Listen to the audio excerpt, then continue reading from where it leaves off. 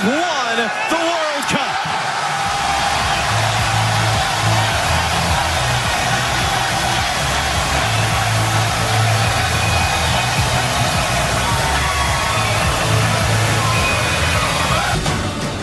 Well, the player of the tournament, Rodri, joins us now. Rodri, congratulations. After everything you have been through, coming back from such a tough injury to win the player of this tournament, and you're now a World Cup winner. What does this mean to you? We're a bit shocked right now, even myself. I cannot express with words. I think now we're like in a cloud, but as you said, for me it's been a very tough time. I just want that new generations see my example as an opportunity to, when you go down, you can rise again. This is my philosophy my entire life. Of course, sometimes things go well, things go wrong, but always the positiveness. I said to the lads before the game, we have to go for the game. We need to face them. We have to look to the eyes and see we won this game.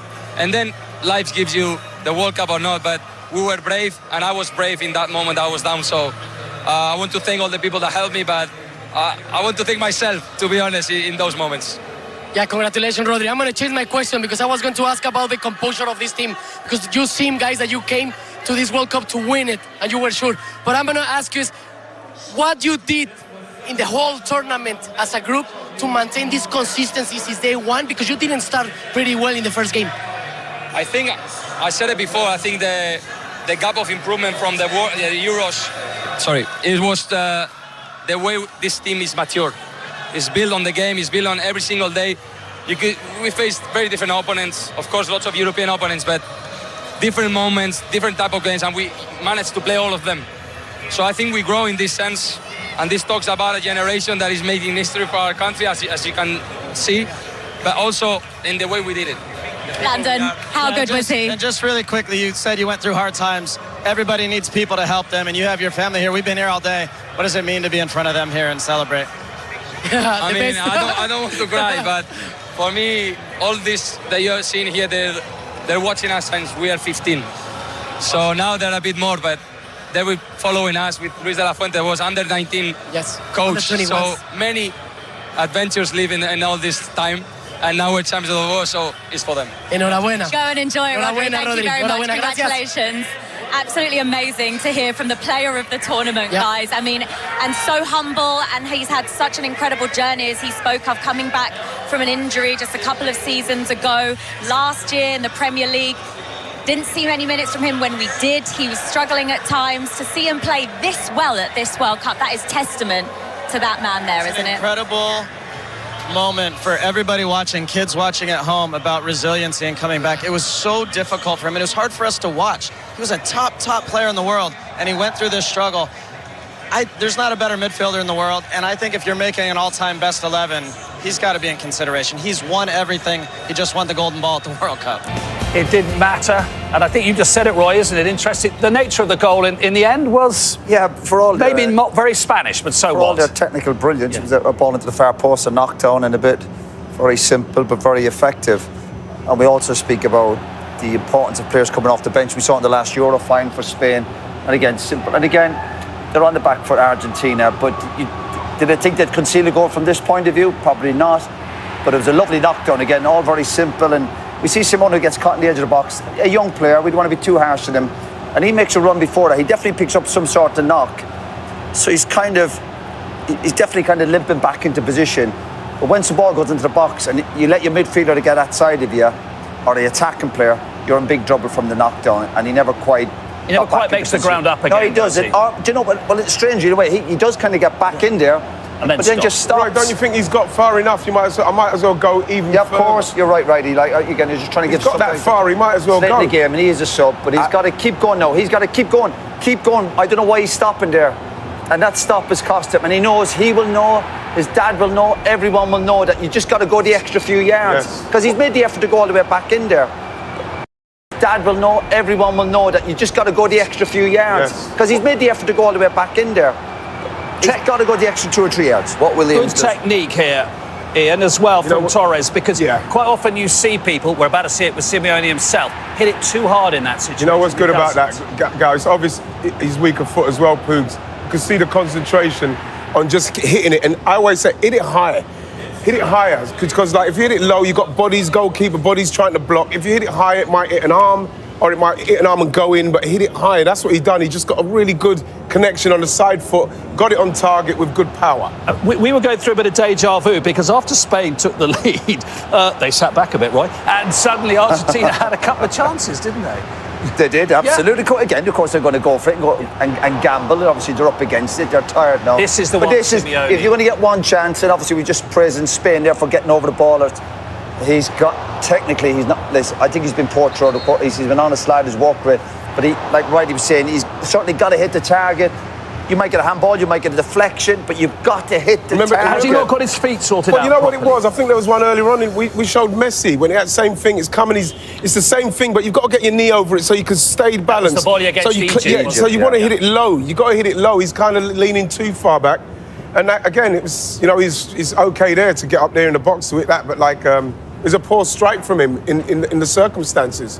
It was, even by Spain standards, that was a bit of a nervy last 5-6 minutes, wasn't it? It blows my mind. I know that Messi just sits out of the game, that teams haven't cottoned on to that and just sort of, if you like, just put someone as a sort of like almost guard. like you have someone cheating up front. Yeah, guard. Just go and have someone stand against him, because when he does get on the ball, it just frightens you to death. Why did Spain keep dropping back? You know what I mean? Even the Spanish do it. They didn't drop back that much. All right. There was nothing wrong with their mentality, though, was there? No, exactly. No, and they got the job done. Yeah, they got the job done. They kept the ball actually up the other end when they needed to as well. Funny, because Yamal obviously came into his game in the semi-final. That was probably Williams' most effective time as well. He came into the tournament injured as well. Mm-hmm. And I think it's easy to forget that at the Euros, they were both fit the whole time. Really, and that's why they had such an impact. It's taken a bit of time for them to get up to speed. Well, even him in that game there, you know, he done some really good things. You know, his pace is obviously a problem for them. He done a couple. I thought he had a good chance where he could have maybe squared it, or he could have gone on and had a shot. Them great skill, but he messed that up. But I think that's just a little bit of rustiness. But in the end, his header back was absolutely brilliant. Just to tell everybody, we're waiting for the presentation party, not Justin Bieber again. We may be waiting for Bieber, I don't know. Just one thing, the Spanish manager took off Laporte and Rodri. Yes. At 0-0. I think that's incredible. You talk about bravery and sort of substitutions in matches. They're probably Spain's two most influential players in those clean sheets. And that was him saying, I'm still very confident we can get a goal. Absolutely. We only need to go one way. Let's go back to the stadium in New Jersey. Emma Hayes and Karen Carney are with Laura Woods and with their thoughts on Spain's win. When you play at the tempo they play, obviously, you know, we expect physicality from them, but when the final whistle goes in a World Cup final, you've got to have more class than that. Disgusting. There was one man on the pitch who did have class, and that was Lionel Messi. Shook hands of every one of those Spanish players. The game's done. They could have absolutely no complaints about what happened today. Disgusting behaviour. Rodri, I don't think, needed to get in their faces, but when you've been wound up for 120 minutes and you felt you've been wronged and you felt the referee's on your back and you've got that win, referee's blown his whistle, leave it. And I think Argentina, are you surprised they've gone over the line again? Yeah, Joe hit the nail on the head. It's quite embarrassing, really, because for all I give Argentina that praise in terms of how they approach the game.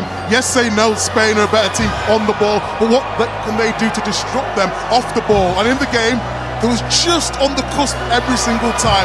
For the first yellow card wasn't until 40-odd minutes in the first half.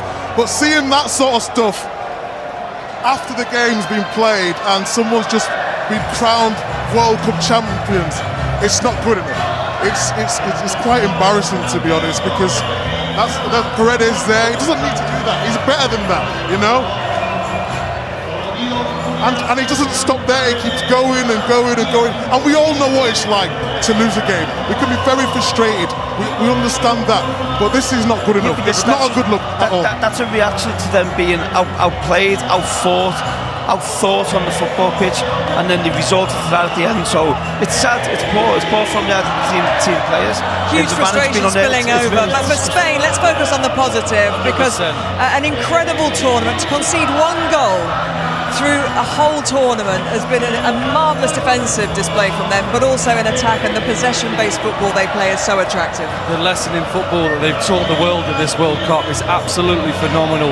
Never rattled, never under pressure. That was as much as it got after the final whistle, after they got the World Cup, because they haven't nibbled once. They've kept playing beautiful football the whole entire time, and they've fully, like I say, fully deserved this with a great team effort.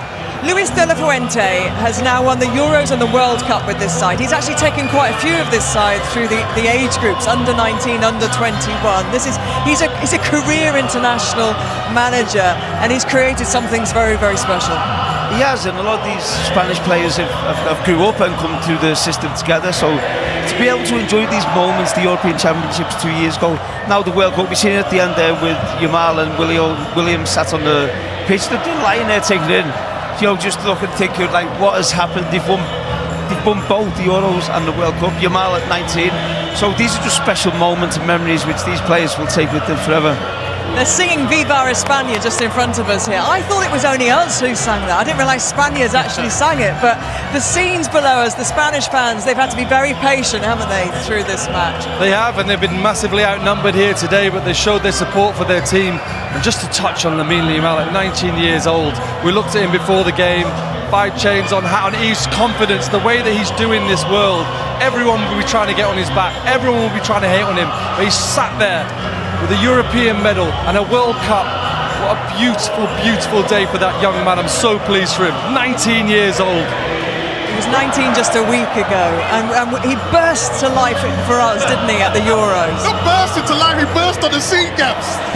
Well, we know he burst into life 19 years ago because we've seen him as a baby, of course, with Lionel Messi, and that handing over, if you like, of the baton. We've seen Ronaldo depart potentially the international stage in this tournament. Who knows whether this will be the end for Messi, but when there is talent like Lamine Yamal, the game is in rude health.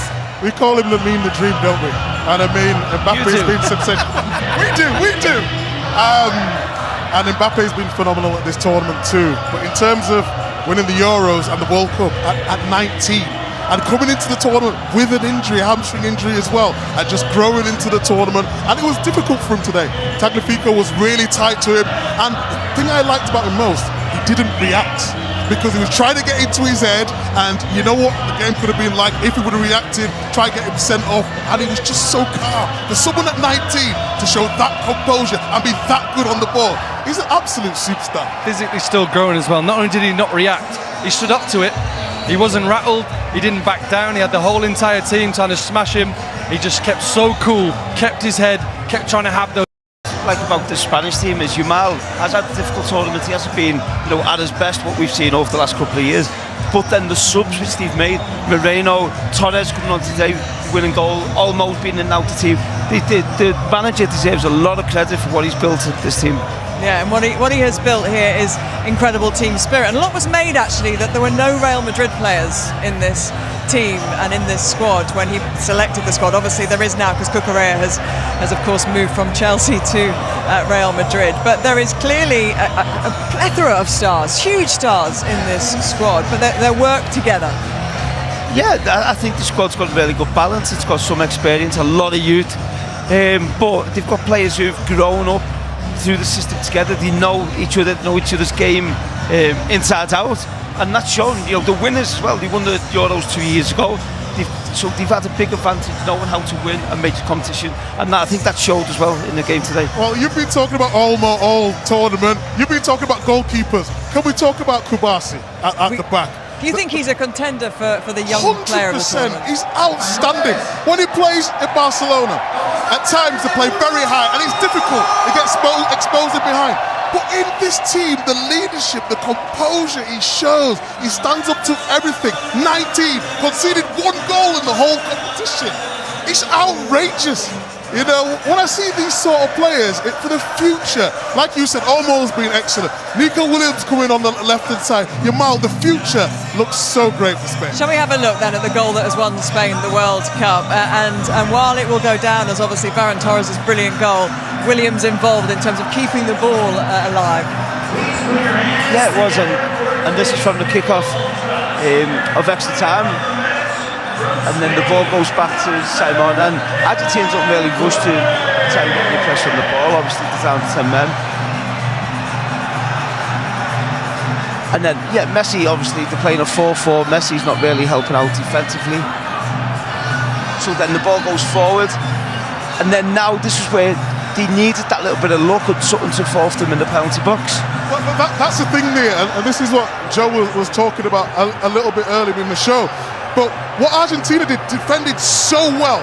And you see Simeone there with Torres, when he comes onto the pitch, what the difference with Argentina, they were switched on. He switched off for a moment and he gets punished. That is a different thing. They've got the numbers. That's not down to a numerical disadvantage. That's down to Simeone switching off. Brilliant from Nico Williams. And that finish, Wayne, on the half volley, left foot.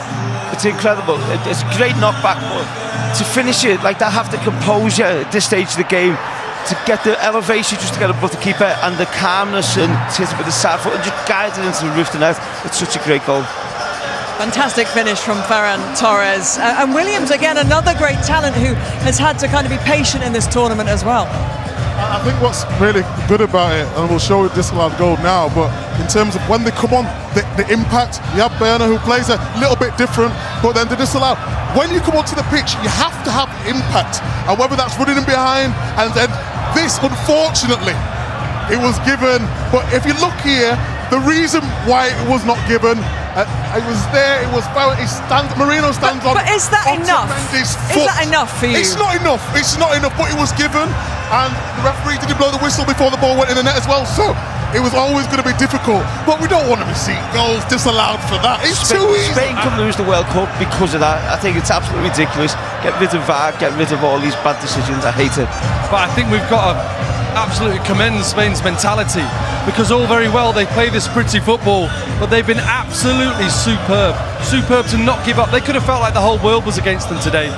There was fouls, various fouls not given, goal not given. They must have thought this could actually go to penalties here, and the way Martinez was playing, but they kept the quality, kept the composure, kept their cool against a team who stuck doggedly to their game plan as well, and trying to physically ruffle them up, trying to get into their heads, as any opposition is going to have to do. If you're going to beat that Argentina side, there is going to have to be a mental composure. And it's trusting his subs as well. Marino coming onto the pitch in previous games, scored the winners, and he comes on and makes a difference. When you're talking about midfielders or false nines running into it, look at the timing of his run, and Way will know a bit better than me, but as a defender, it's just there. He should do a lot better. You talk about the header there. But what he does, his run into the penalty box is not a big long run where the defender can see him. He gets in a position, then it's just a little 2-yard run, and normally you see him again, don't we, for Arsenal? But these all came after the red card for Enzo Fernandez. Let's have a little look at the second yellow, Joe, that obviously led to the red. Yeah, first one's dissent. So obviously that's disappointing in the World Cup final. He feels aggrieved, straight up, arms thrown at the referee. For once he said, I'm not going to have that, and he picked up this yellow card, and the brakes had to come on here. He's so committed, and he's sent him for a cartwheel. I have no idea what his argument was that he hadn't made the foul there. He must have known that as soon as he doesn't get that ball, it's an absolute blatant yellow card, and that took forever to get cleared up, but the right decision was made. He had to go. How big an impact did that have on the overall result? Yeah, it had a lot, because what they could do, they could start getting runners, and we saw that with the winning goal, but it was just, in terms of the way Argentina wanted to set up, you know Messi is going to be up front, but when you had an Alvarez or Martinez in previous, you all know he could go up there, but we can defend. That extra in terms of the timing you've got to run, it makes a difference, and especially when you go into extra time, the tiredness of the team, it was always going to have an impact. No team had ever played in a World Cup final without a shot until the 17th minute. It actually took a lot longer for Argentina to get theirs on 117, but suddenly there was a flurry from them and a realisation that it was coming to an end, and the chances came.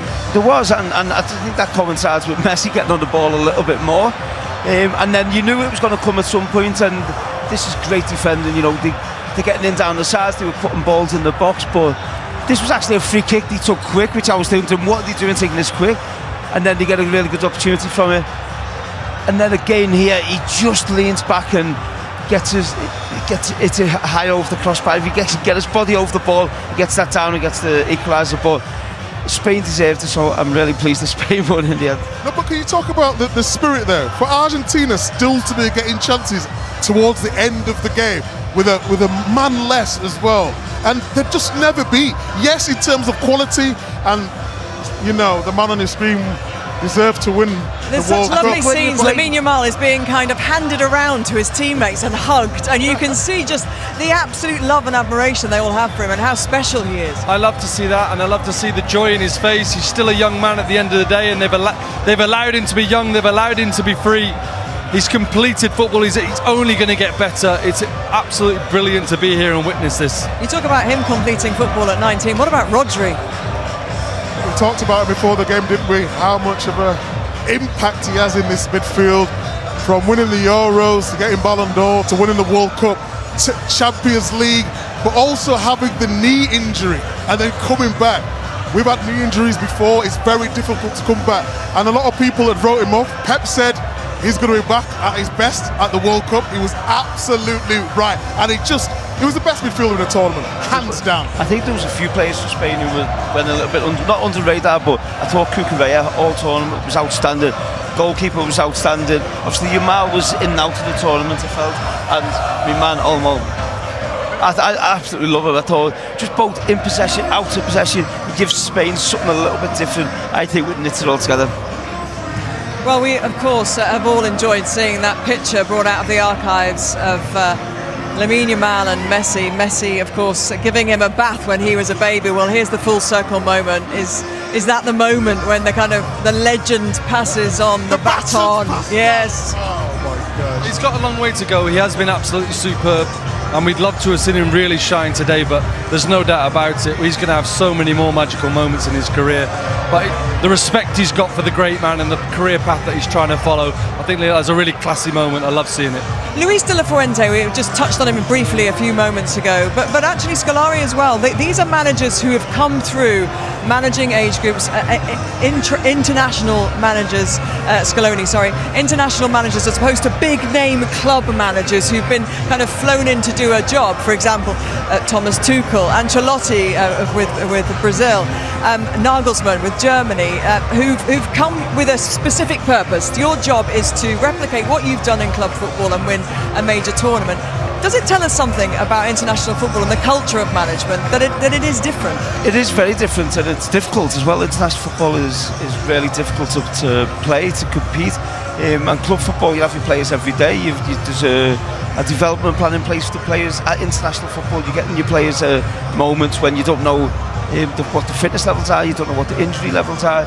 Spain controlled virtually all of today's final against Argentina, but it wasn't until extra time that the holders finally cracked. Ferran Torres off the bench, scoring the winner in extra time. Spain world champions for the second time, and you can see right there what it means to everyone back in Madrid and in Spain.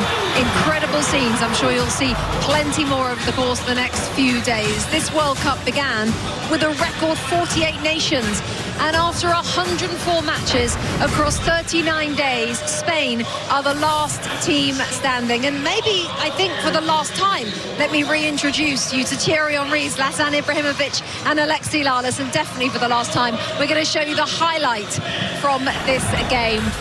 Well, the FIFA World Cup trophy, of course, being brought out. We had all the pomp and circumstance, Alexi, that this game deserves beforehand, before we got stuck into the business, and there wasn't much to talk about until the second half. No, it was Spain just chipping away at this stubborn Argentinian team. Lamine Yamal is going to put this cross in here, and Ferran Torres with the header, but just finding no purchase. Right into the hands of Martinez. Continue on. I'm going to give you a little foreshadow, and then I'm going to let T take over later on here. Enzo Fernandez, all right, he gets fouled. He's angry, as one is. You can't do that. A little bit of dissent. Referee says, no, I'm not having that. Not on my watch. I will give you a yellow card. And you can clap. Doesn't matter. You got that yellow card.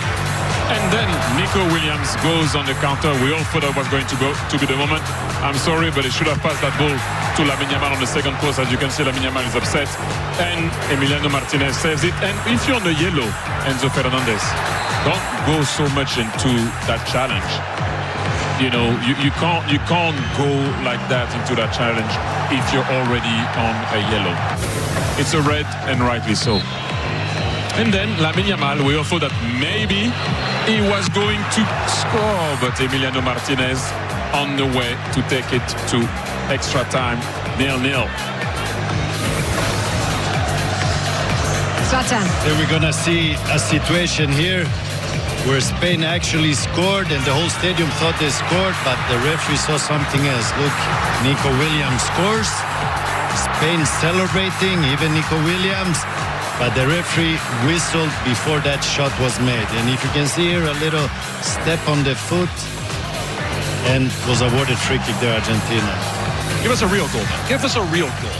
See, Yes. come on. Now we're gonna see here. Look at this. The images speak for itself first. And then I'm gonna tell you, look at that pass from Nico Williams also. The back pass follows up by who? Thierry. The ex-players. Everybody's happy.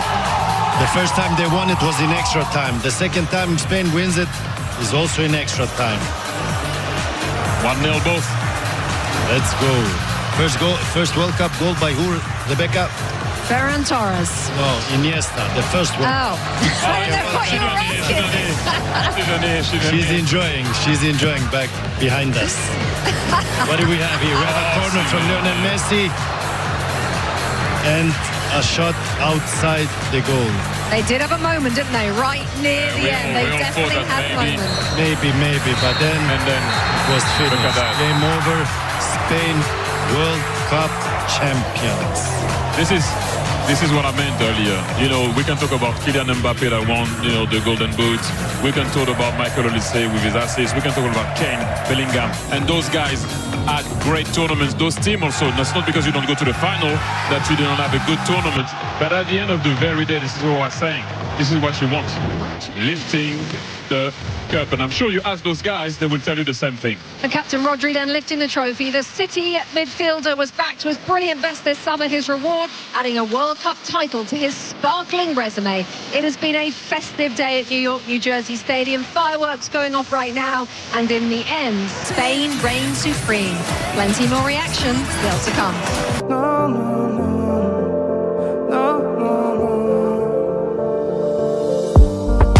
Не забывай, мой потерянный рай, что в тебе таится малая.